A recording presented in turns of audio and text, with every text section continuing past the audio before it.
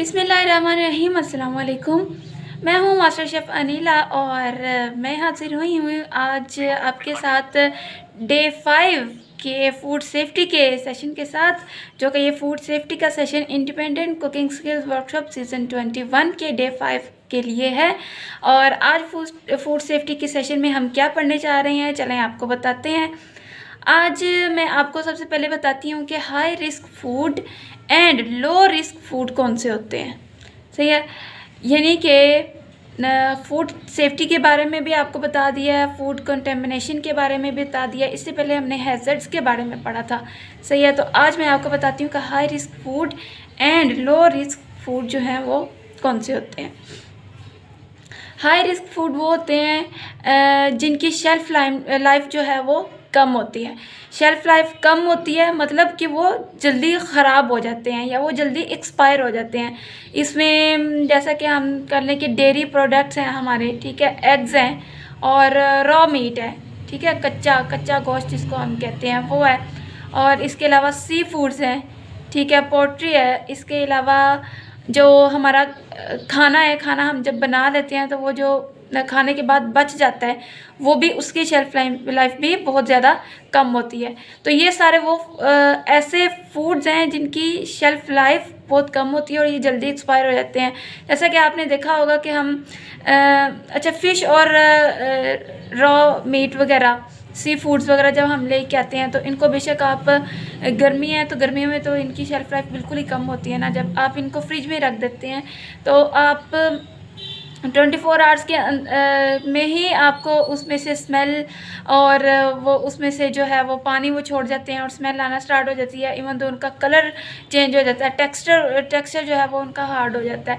तो ये सारी चीज़ें उसमें आ जाती हैं। फिर आप अगर अंडे लेके आते हैं, ठीक है, एग्स लेके आते हैं तो उसकी भी 10 to 12 डेज़ या हार्डली 14 डेज़ के अंदर अंदर जो है वो उनकी एक्सपायरी होती है। और इसके अलावा ब्रेड का आप एग्जांपल ले लें, इसको लेके आते हैं तो उसके ऊपर एक्सपायरी लिखी हुई होती है कि इसकी जो है वो 4 दिन या 3 दिन जो है बाद एक्सपायरी है। तो ये सारी चीज़ें हैं जिनको हम कहते हैं कि ये हाई रिस्क फूड है। हाई रिस्क कैसे कि जब इनकी शेल्फ़ लाइफ ख़त्म हो जाती है और हमें उसका पता ना चल रहा हो तो वो रिस्की हो जाते हैं। अगर हमें किसी चीज़ का पता नहीं चला कि इसकी शेल्फ़ लाइफ कितनी है और हम उसको यूज़ कर लेते हैं तो उससे हमें क्या होता है, फिर नुकसान होता है, सेहत ख़राब हो जाती है, फूड पॉइजनिंग हो जाती है। तो इसलिए इनको हाई रिस्क कहा जाता है। अच्छा जी, अब आ जाते हैं लो रिस्क फूड। तो लो रिस्क फूड इसी तरह से वो फूड हैं जिनकी एक तो शेल्फ़ लाइफ बहुत ज़्यादा होती है, वो जल्दी एक्सपायर नहीं होते अगर उनको बैड वे में स्टोर ना करें, यानी कि एक अच्छे वे में, अच्छे अंदाज में उनको स्टोर किया जाए तो फिर जो है वो उनकी शेल्फ़ लाइफ बहुत ज़्यादा होती है। बहुत ज़्यादा से मतलब कि कुछ तो ऐसे हैं प्रोडक्ट्स की जिनकी 1 साल तक, 2 साल तक भी होती है। जैसा कि मैं अब इसमें आपको एग्जांपल दूँ, जो हमारे ड्राई इंग्रेडिएंट्स होते हैं, ड्राई यानी कि चीनी है, नमक है, तो ये वो, और हमारे इसके अलावा कुछ मसाला जात हैं जो हमारे किचन में रखे हुए होते हैं, हमने स्टोर किए हुए होते हैं। इसके अलावा नट्स हैं, बहुत से ऐसे नट्स हैं जैसे पिस्ता, बादाम, काजू और इस तरह के और बहुत सारे नट्स जिनको हम काफ़ी देर तक जो है वो अपने पास स्टोर करके रख सकते हैं। लेकिन बात वही है कि जैसा कि हमने टेम्परेचर की बात की थी, बेशक वो हाई रिस्क फूड हो या लो रिस्क फूड हो, उनको एक अच्छे टेम्परेचर में जो है वो और एक अच्छे अंदाज में, एक्यूरेट टेम्परेचर में इनको स्टोर करें तो फिर जो है वो ये ठीक रहते हैं। तो वरना ऐसी बात नहीं है कि इनको हम जैसे मर्ज़ी स्टोर कर दें लो रिस्क फूड को तो ये इनकी जो है वो शेल्फ़ लाइफ जितनी मर्ज़ी हो तो ये चल जाती हैं, ऐसा नहीं होता।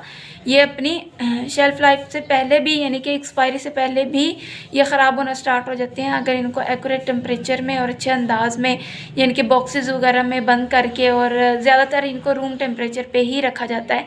ये जो सारे ड्राई इंग्रेडिएंट्स होते हैं इनको सेव करें, ठीक है, स्टोर करें। इन सब चीज़ों को अच्छे तरीके में स्टोर किया जाए तो ये फिर काफ़ी देर तक चल जाते हैं। ऐसा नहीं है कि आप इनको जब मर्ज़ी जो है वो यूज़ कर सकते हैं। हर चीज़ की एक एक्सपायरी होती है, इसलिए कहते हैं कि आगे चल के आपको बताएंगे इसके बारे में भी कि जब भी आपने कोई चीज़ ख़रीदनी है, आप मार्केट में ख़रीदारी करने गए हैं, कोई परचेज़ कर रहे हैं कोई भी आइटम वगैरह, तो उसको आपने उसमें कौन सी चीज़ें हैं जो मद्देनज़र रखनी है। तो उसमें से एक ये भी है कि उसके ऊपर आपने लेबल ज़रूर देखना है कि इसकी एक्सपायरी कब है। और जब आप ख़ुद भी जो है वो कोई चीज़ सेल कर रहे हैं, ठीक है, बिज़नेस लेवल पे जा रहे हैं, तो तब भी आपको अपनी चीज़ों के ऊपर लेबल उसकी एक्सपायरी का ज़रूर लगाना पड़ता है, ठीक है। तो अब हम थोड़ी सी बात करते हैं फूड पॉइजनिंग पे। जैसा कि मैं आपको पहले बता चुकी हूँ कि फूड पॉइजनिंग का सबब बन जाते हैं जो हाई रिस्क फूड या लो रिस्क फूड में हमने बात की है कि जो हमें पता नहीं चलता कि फ़ूड वगैरह एक्सपायर हो चुके हैं, तो वो फिर उससे क्या होता है या कंटेमिनेशन उनमें हो जाती है, तो उससे क्या होता है कि जो है ना फूड पॉइजनिंग हो जाती है।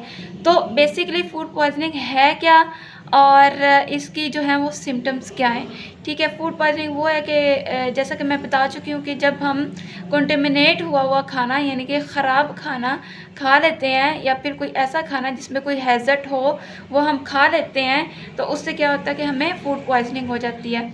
अब इसके सिम्टम्स क्या हैं? इसके सिम्टम्स ये हैं कि हमें नोज़िया फ़ील होता है, हमें वॉमिटिंग फ़ील होती है, ठीक है, और इसके अलावा हमें फ़ीवर हो जाता है और हमें हेडेक हो सकता है और इसके अलावा एब्डोमिनल पेन हो सकता है, यानी कि हमारे पेट में जो है वो क्रैम्प्स हमें फ़ील हो सकती हैं, स्टमक में क्रैम्प्स फ़ील हो सकती हैं, हमें थकावट फ़ील हो सकती है। तो ये सारी सिम्टम्स जो हैं वो फूड पॉइज़निंग की हैं और ये हम देखते हैं कि फूड पॉइज़निंग की अलामात जो हैं वो सिम्टम्स जो हैं वो कब शो होती हैं।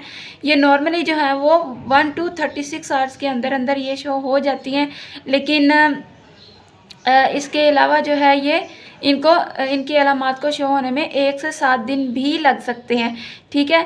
जैसा कि हम अक्सर कह रहे होते हैं कि फूड पॉइज़निंग हो गई है, तुमने पूछ रहे होते हैं, हाँ भाई तुमने क्या खाया था कल, ठीक है, कल रात में क्या खाया था या शाम में फूड पॉइज़निंग हो गई है तो आज सुबह क्या खाया था, इस तरह से हम पूछ रहे होते हैं। तो वो बेसिकली क्या होता है कि 36 आवर्स के अंदर हम उसको असेस कर रहे होते हैं कि उस 36 आवर्स के अंदर इस बच्चे ने या बच्ची ने जिसको फूड पॉइज़निंग है, इसने क्या खाया ऐसा कि जिससे इसको फूड पॉइज़निंग हो गई है।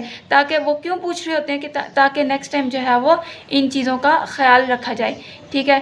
तो लेकिन बाज़-औक़ात ऐसा भी होता है कि आपने अगर एक चीज़ कोई खाई है, ठीक है, उसके 3 दिन बाद 4 दिन बाद भी वो रिएक्ट कर रही है, ठीक है, जो उसमें हैज़र्ड मौजूद था, जो उसमें ऐसी चीज़ें मौजूद थी जिससे आपको फूड पॉइज़निंग हो गई, तो वो 3-4 दिन बाद भी इफ़ेक्ट कर रही होती हैं। तो उस सूरत में हमें पता नहीं चल रहा होता कि ऐसी कौन-सी चीज़ हमने इस्तेमाल की है या खाई है जिससे हमें फूड पॉइज़निंग हो गई है।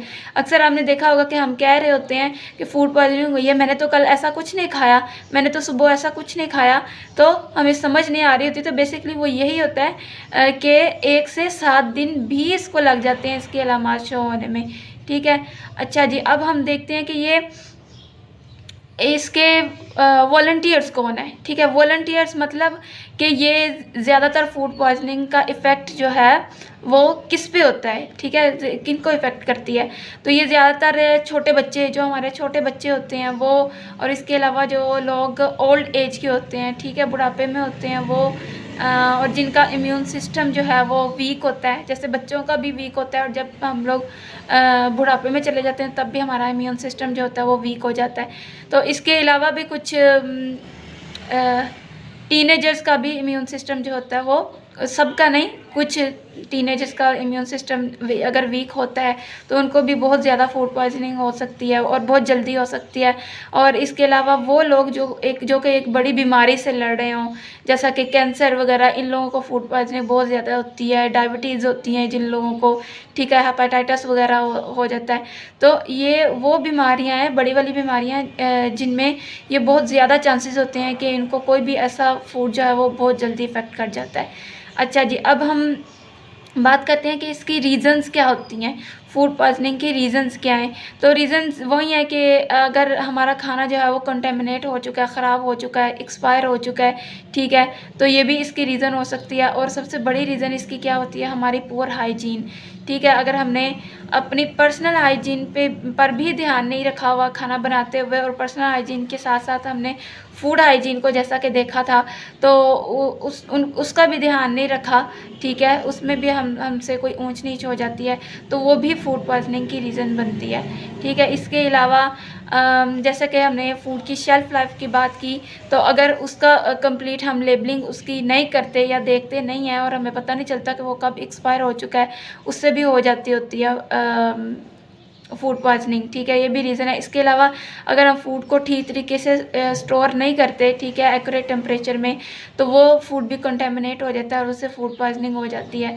तो अच्छा जी, इससे बचने के लिए हम देखते हैं कि बिज़नेस लेवल पे जो है वो हम फूड पॉइजनिंग को किस तरह से इसकी रोकथाम कर सकते हैं, कैसे कंट्रोल कर सकते हैं। तो इसके लिए वही है कि जैसा कि मैंने हाई रिस्क फूड और लो रिस्क फूड में आपको बताया कि बिज़नेस लेवल पे एक तो सबसे पहले जो हमारा स्टाफ है उसको हम इस चीज़ की प्रॉपर गाइडलाइन दें कि उन्होंने जो है वो फूड को किस तरह से मेंटेन रखना है, मैनेज करना है और इसको एक्यूरेट टेम्परेचर में कैसे स्टोर करना है, और इसके अलावा इसको कुक करते हुए, इसको मेक करते हुए किन किन चीज़ों का ख्याल रखना है, ठीक है। और इसके अलावा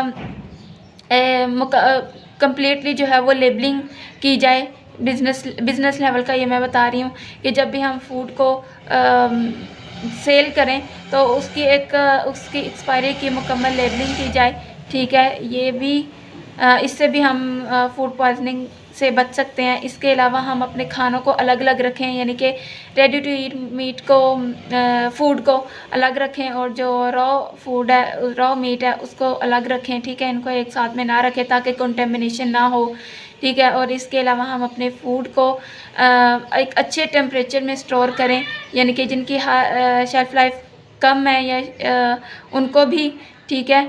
ड्राई इंग्रेडिएंट्स वगैरह मैंने बताया इनकी शेल्फ़ लाइफ ज़्यादा होती है, तो उनको अच्छा टेम्परेचर दें, उनको अच्छे तरीके से रिस्टोर करें। और जिनकी शेल्फ़ लाइफ कम है उनको भी जो है वो हम लोग एहतियात के साथ यूज़ करें।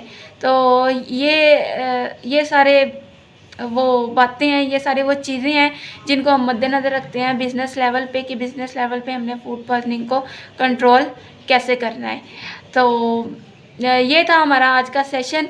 अब मैं चलती हूँ कि आपके क्वेश्चंस की जानिब, आपको क्वेश्चंस बताती हूँ 5। अच्छा, पहला क्वेश्चन आपका ये होगा कि आपने बताना है कि हाई रिस्क फूड क्या है और उनको किस तरह से स्टोर किया जा सकता है, ठीक है। ये फर्स्ट क्वेश्चन है। सेकंड क्वेश्चन आपका ये है कि लो रिस्क फूड कौन कौन से हैं, ठीक है, और उनको हम किस तरह से स्टोर कर सकते हैं, ठीक है। और आपका थर्ड क्वेश्चन ये है कि फूड पॉइजनिंग क्या है और इसकी सिम्टम्स क्या हैं, ठीक है। थर्ड एंड फोर्थ क्वेश्चन आपका ये है कि फूड पॉइजनिंग की जो है वो इफ़ेक्ट किन लोगों पे ज़्यादा करती है, ठीक है, और इसकी रीज़न्स क्या हो सकती हैं। एंड फिफ्थ क्वेश्चन आपका ये है कि बिज़नेस लेवल पे हम फूड पॉइजनिंग को किस तरह से कंट्रोल कर सकते हैं और आज के सेशन से आपने क्या सीखा। तो ये हमारे आज के 5 क्वेश्चंस हैं। उम्मीद करूँगी कि आपको ये हमारा सेशन पसंद आया होगा। इंशाल्लाह मिलेंगे आपके साथ फूड सेफ्टी के नेक्स्ट सेशन में। तब तक के लिए अल्लाह हाफिज़।